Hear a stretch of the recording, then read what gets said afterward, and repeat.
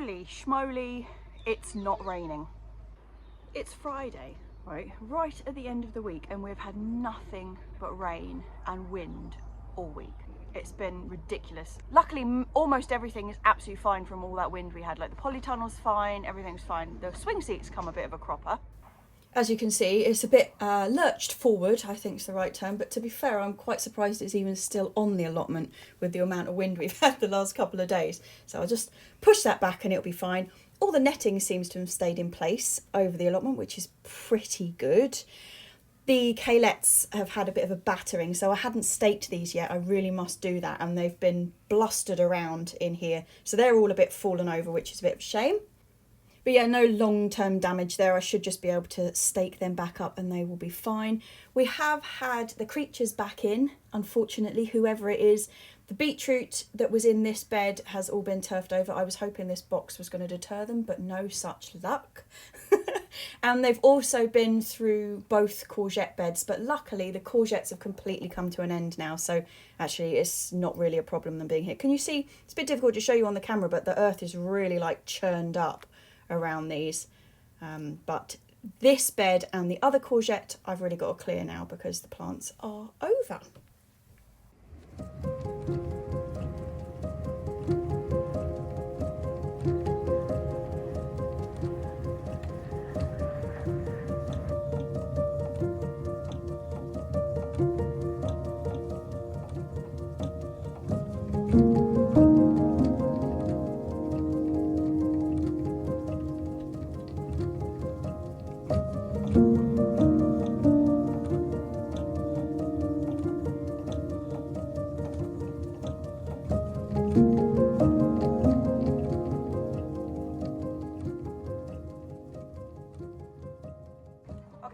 Resow peas is on there. Let me show you what's happened to the peas I sowed, what was it, about 2 weeks ago? That was the Douce Provence Overwintering peas. So I planted them direct in the ground underneath this structure made of the raspberry canes. Just put them straight in, and I was hoping that it was early enough in the year that the mice wouldn't be going mad for them.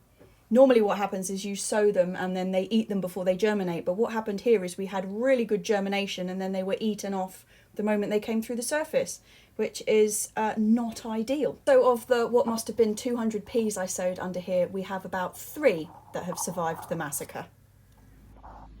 So I'm going to re-sow in the greenhouse and then get them in when they're already of a decent size, because that one that got to a good size, they didn't actually because it had a leaf on top, now is fine, like nobody's going after it. So I'm going to do that. Because we want some early spring peas, don't we, girly whirly woos? Yes, we do. It's nice to be out, isn't it? And it's not raining. Mum is currently on slug watch in the greenhouse. We're in that situation at the moment where slugs are just hiding on the bottom of all the pots and coming out and eating everything, which is jolly.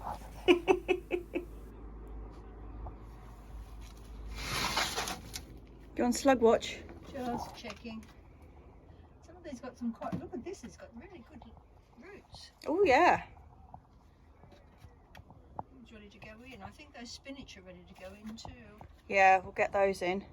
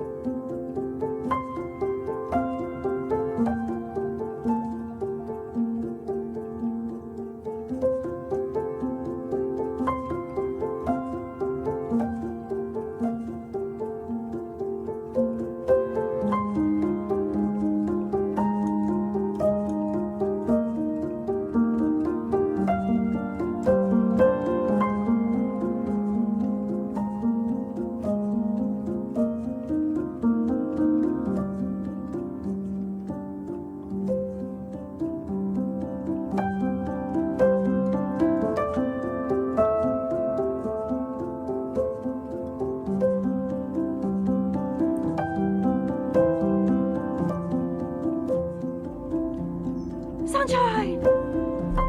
Ah, I'm having to squint. It's wonderful.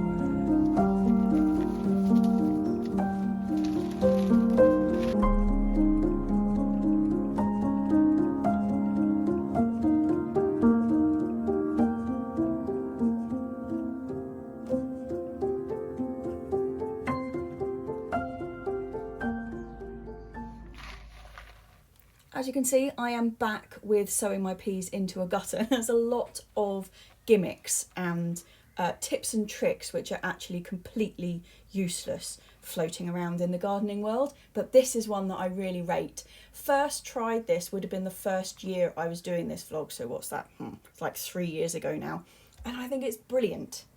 There's just a couple of things that you have to kind of pay note to, and that is you have to sow enough peas in there that the roots bind together, so when you slide it out it all kind of comes out as one. If you've only got about 10 peas in there, the roots aren't going to have held it together and it just crumbles.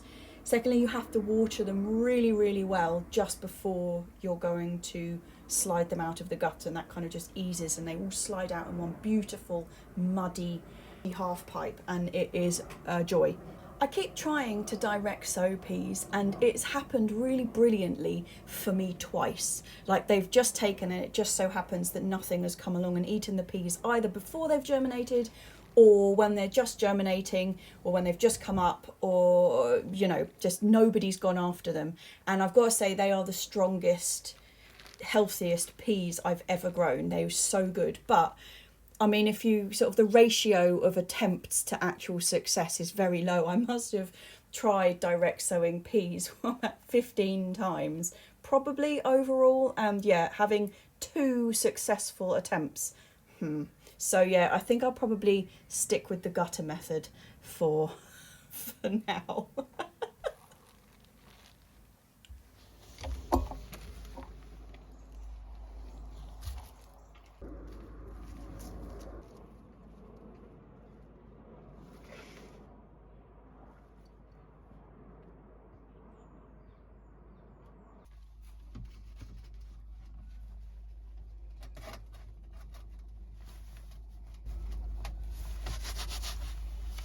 Hopefully that will solve the problem, because they're not having trouble germinating and getting going, like it's just that they're being eaten. So by giving them a head start in here, hopefully I will be able to resolve that problem and we will have very early spring peas. Right, what's next? I'm going to go and clear those courgettes, I think.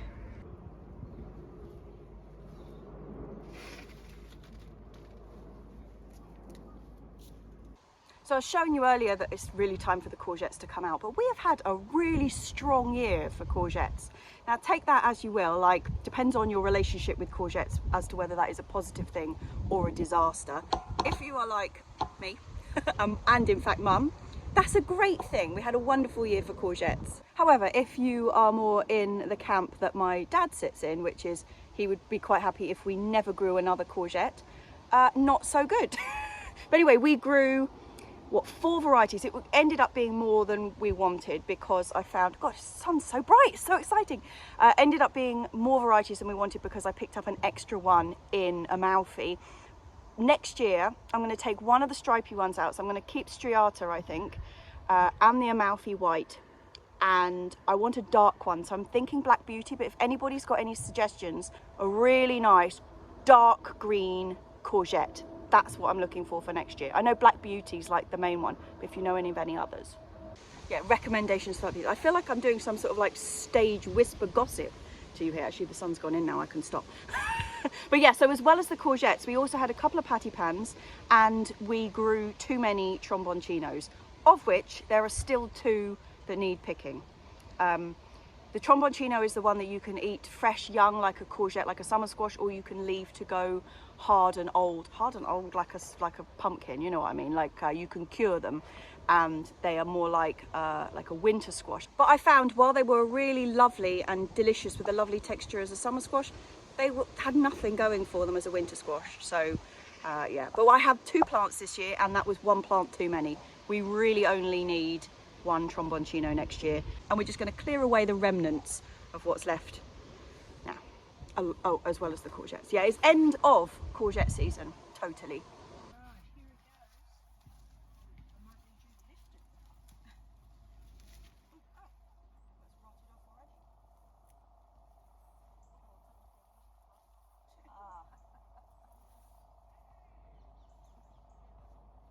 Munch in there, bit of a bite out of it. Yes.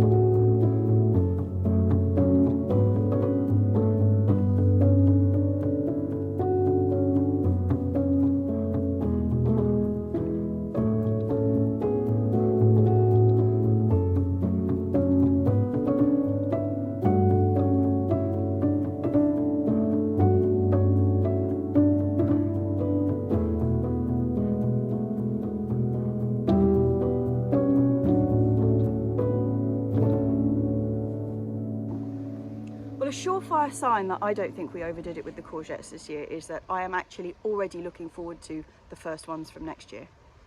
The babies, you know, when they're really small, you just a little bit of butter in the frying pan, a bit of salt, you can't beat it, you can't.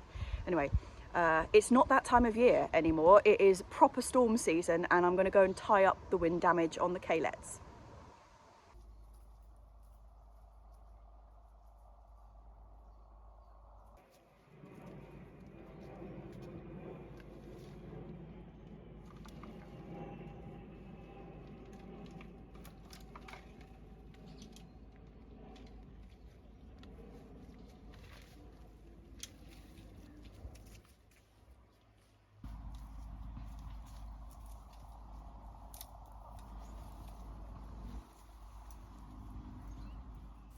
I definitely think it was the wind that's knocked these over. There's no like scuffing of the earth in here, so I don't think anything's got in and knocked them over. I think it's just wind. And calyx are really top heavy.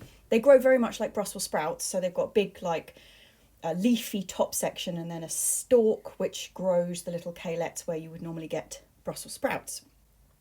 But I mean, combining being top heavy and the amount of rain we've had, how soft this soil is, like they just didn't stand a chance, did they? I really should have staked them before the wind. Anyway, hopefully this is going to sort them out and they will be sturdy from now on, because brassicas, one of the main things they hate, I know I've said this 100 times, but they hate being loose in the soil and like wobbling around. Their roots just rot away. So hopefully I've caught these in time.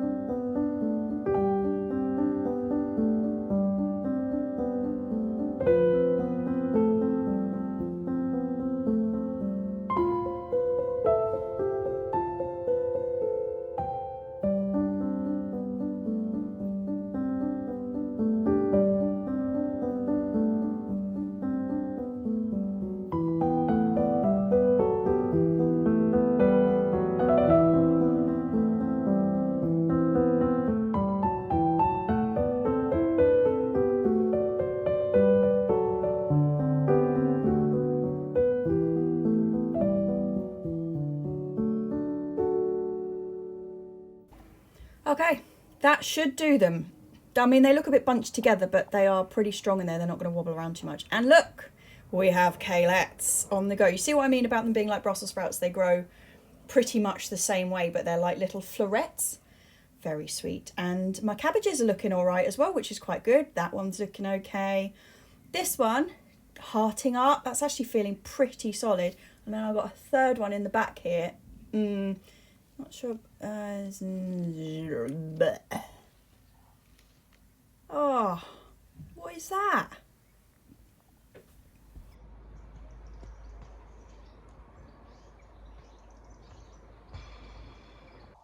So yeah, yay for calyx. I'm really looking forward to them.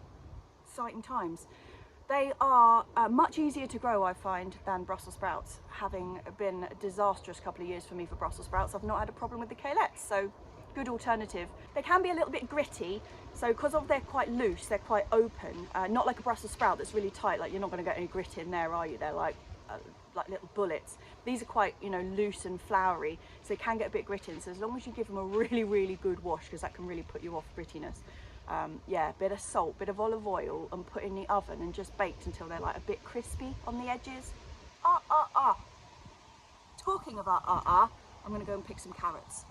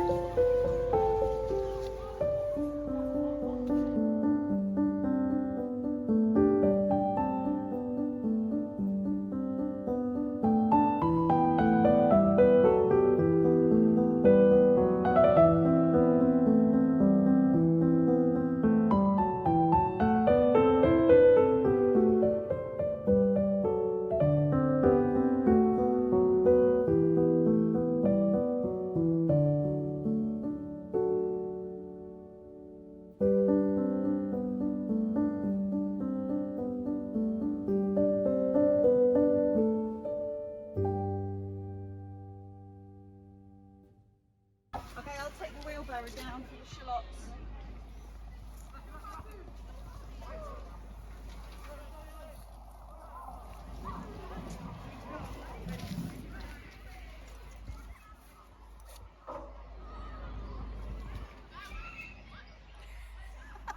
Oh, is that me on there? I've got two little grubs.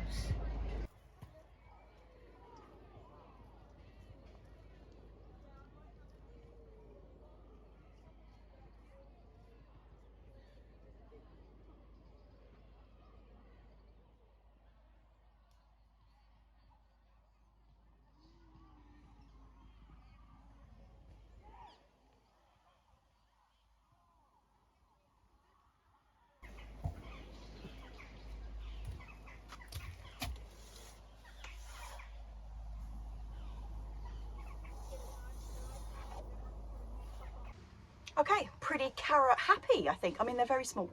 They are very small.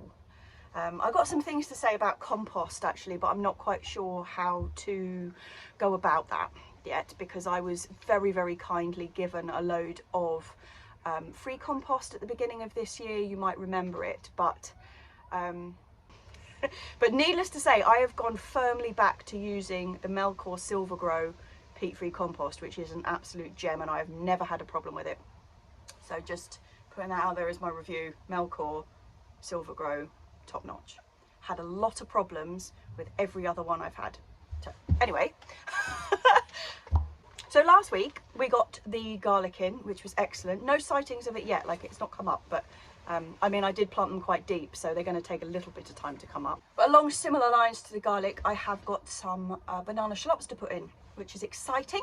I will also be growing Zebrun banana shallots from seed this year, but these are from sets, so I'm going to put them into boxes. Again, same thing applies. I'm growing them in boxes in bought compost because of the white rot situation on the allotment, and it is a soil-borne fungus, so I want to isolate that soil. Growing all these alliums in pots is quite expensive when you have to buy new compost for them, but I'm going to reuse the compost after the garlic and these shallots come out. I'll be using this compost for potatoes next year in pots, which we also grow in pots, so it's not that big a waste. It's not like it only gets one outing. It will have, you know, numerous outings. I'll be able to kind of regenerate it and refresh it, and it will go into, because we grow the potatoes in bags and pots, that takes a lot of compost, so we just reuse the compost that we've grown the garlic in.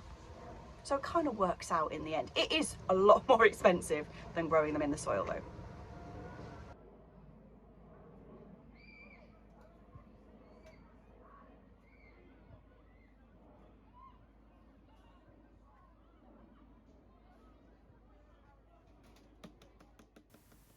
Talking of compost and the price of it, we obviously do try and make as much of our own compost as we possibly can. We've got the 3 compost bins at the other end of the plot, and we've also got a big leaf mould bin up there, and leaf mould is a wonderful like compost additive.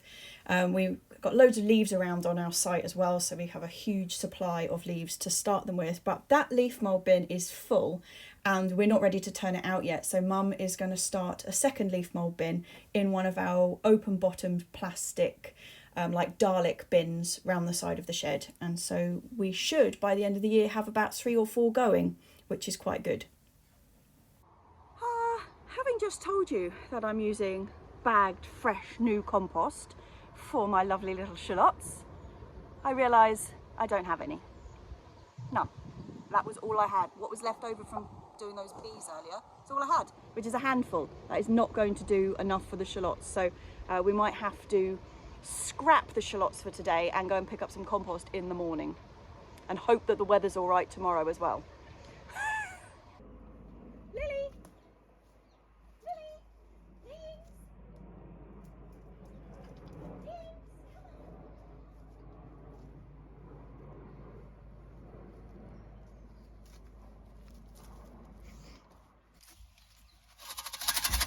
Ah, you better get yourself ready. Yeah, you better get yourself ready.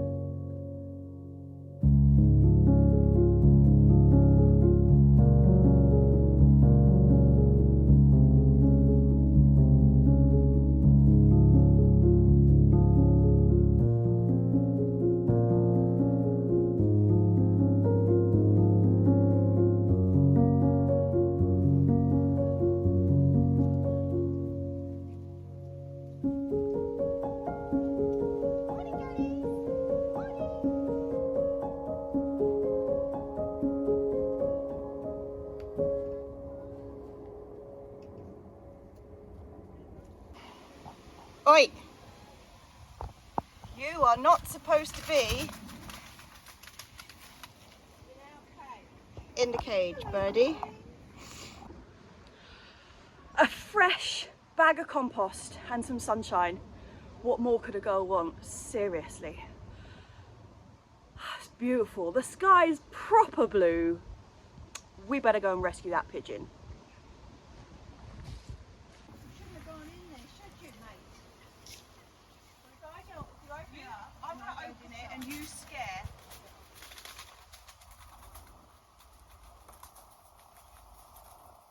Right, you scare. Come on. Come on. There you go, matey.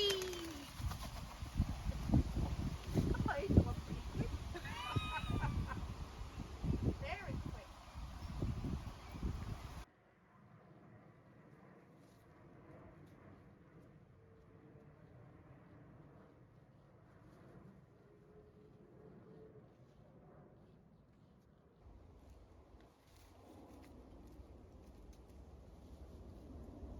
Okie dokie, we've got banana shallots. We grow these every year. I don't actually know what variety they are, but they come from a couple of allotments over from us has a caravan up north, and they've got an amazing garden centre up there, and she brings these back for us every year. So I'm going to get them in now. So I know last year I grew onions from sets because Johanna wildly over ordered. I don't normally grow onions from sets because you put one onion set in the ground and you just get, in my case, a slightly larger onion set at the end of the season. You're supposed to get a big onion, but I just tend to get like they grow, but just like a tiny bit. Anyway, shallots are different. Shallots, you plant one of these in the ground and you get about 15 shallots all growing in like a rosette around them. So I definitely think these are worth it. You also plant them much shallower than you do garlic, so you would have the little tufty bit peering out the top of the compost. Problem with that though is it makes it very tempting for a passing bird just to hoik them out. So I'm going to cover the box, and they're going to whoop, they're going to go into the polystyrene box that I grew the garlic in last time. Fab. Oh, what a beautiful morning, girlies, huh? It's gorgeous. It's gorgeous.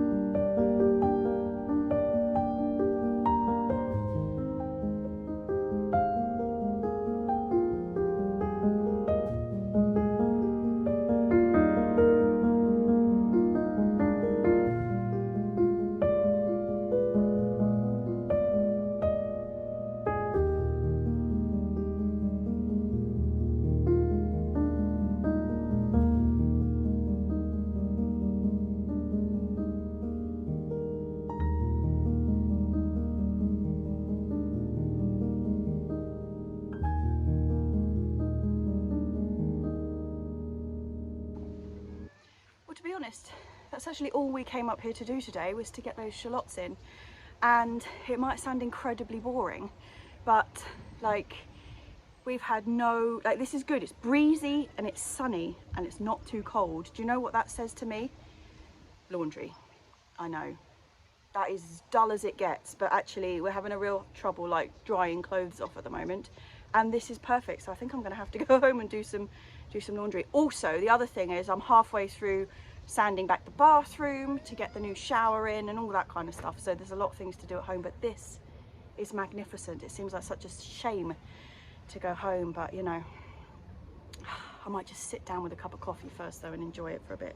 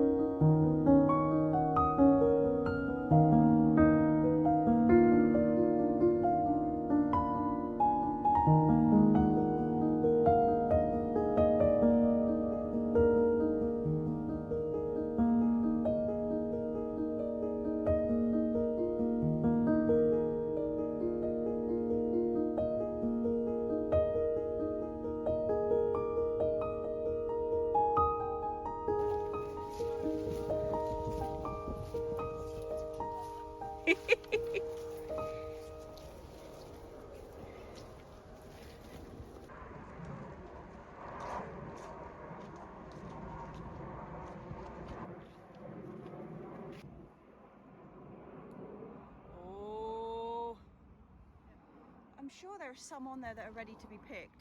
Oh, there are over there. I'm going to go and get them. There's one. I think there might be a couple on this top. Yep. Okay, and a couple over there. Okay.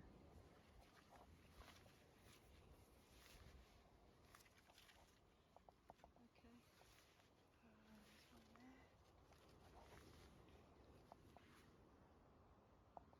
Oh, I'll still have another look tomorrow. Okay. It's funny how they came So late. so quickly. Cheers, chaps. I feel like I should be having a mulled wine rather than a cold glass of wine, because these clear skies we've had the last couple of days, it's freezing. It's absolutely freezing. I mean, it's not freezing as in like below freezing, actual literal freezing. Just feels really cold. And this house is absolutely full of drafts, like barely any of the windows actually closed properly, so it's just like blowing straight through. You may have noticed that it's been really windy. I mean, obviously it was really windy when we had the storms, but I mean, just like while I've been recording, even like in the sunshine, it's just been really breezy and kind of like just blowing through the windows here. And also we had some sound issues this week, so I hope the couple of bits where the wind caught the microphone wasn't too irritating. Oh, but I am freezing. Absolutely freezing. But that will help. So, what came out of this week? Got the shallots in, finally. Excellent. What else did we do? Oh, and the thing that I was asking for recommendations for this week is a dark green courgette. So a couple of years ago, we grew a really beautiful one. It wasn't Black Beauty and it wasn't all green bush. So all green bush is like the standard, I don't know what it's like overseas, but here, like all green bush is your bog standard green courgette. And Black Beauty is a really dark one. But a couple of years ago, I can't even remember what it was now. It was pre-vlog, so it must be like pre-COVID. we grew a really beautiful one that was quite dark and quite slender, and it was an absolute gem. Don't know what it was, and I don't have any archive to go back and look at because I wasn't filming then. So yeah, I don't know if anybody's got any recommendations. So then we will have a stripy one, which is like a cream and a dark green. Then we'll have the really pale, like lime green, white Amalfi one. And then we will have a dark green, and then one single tromboncino plant, because we do not need two. We do not need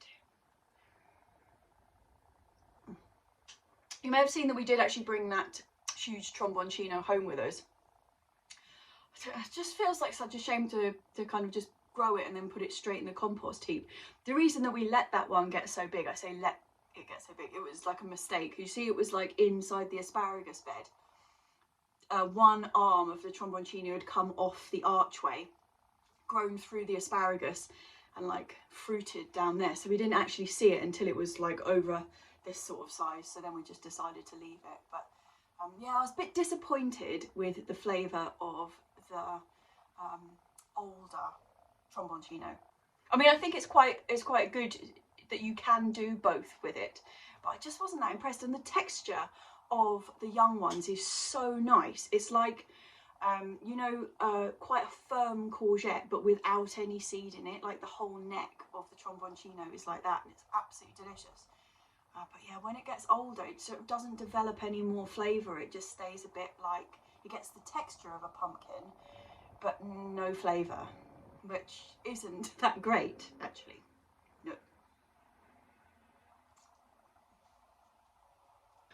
So you can see on the allotment that we didn't have much flooding. I mean, I've gone on and before about how sandy our soil is, and we're on Richmond Hill, so we're on basically a huge mound of sand, so flooding is very unlikely for us. But I've seen a lot of pictures on Instagram of flooded plots, so if your plot is flooded,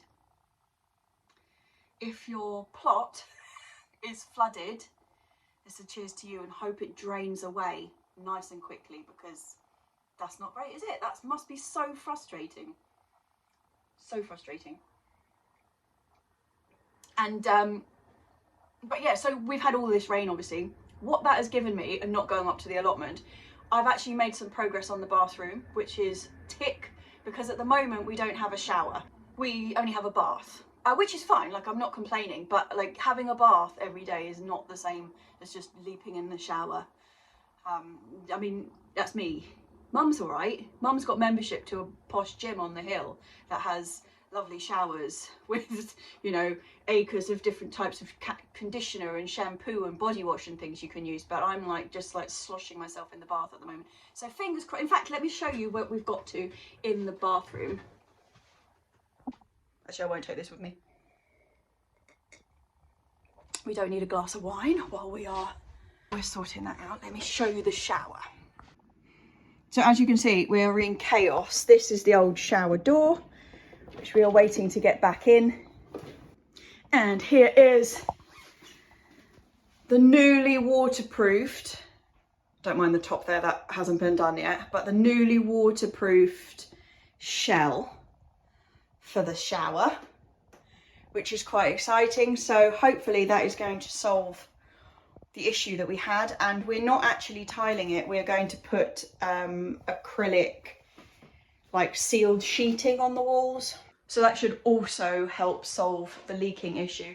But it's mainly getting the paint and stuff done in here now. So I'm rubbing down the walls. You can see like I have been sanding back the paint. Yes, this bathroom used to be bright red, as you can imagine. That was quite the look. But yeah, I do know this isn't a DIY program. I don't really know why I'm keeping you updated on the bathroom. The bathroom is not really your concern, I don't suppose. The concern is more the kitchen, so that we can start doing cooking again. Well, there's no movement on the kitchen. Currently, we're still struggling to find anybody who wants to do the job. I mean, it's bigger than I can do. We've got like the whole floor needs to come out. It's a bit drastic.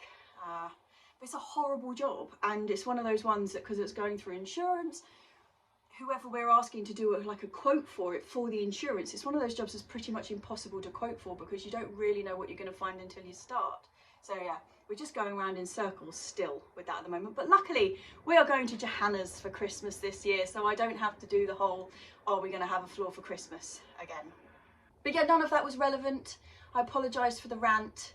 I'm just going to do cheers. So cheers as usual to everybody. Extra cheers if your plot is currently flooded, or your garden, or you've just got general woes from the terrible weather we've been having. Just to add to the general sound problems of the week so far, I don't know if you can hear it, somebody's just started up a chainsaw in one of the gardens out the back of the house, so I'm sure that's adding to the atmosphere. Cheers to my Patreons who keep this vlog going every week. It's entirely down to you chaps. You keep it on the road. So huge thank you. They're the people whose names are at the end of the vlog. If you're interested in checking out the Patreon, I don't normally do this, but if you're interested in it, there is always a link underneath. So cheers chaps. Cheers. I'll see you next week. Don't forget the courgette recommendations. Cheers chaps.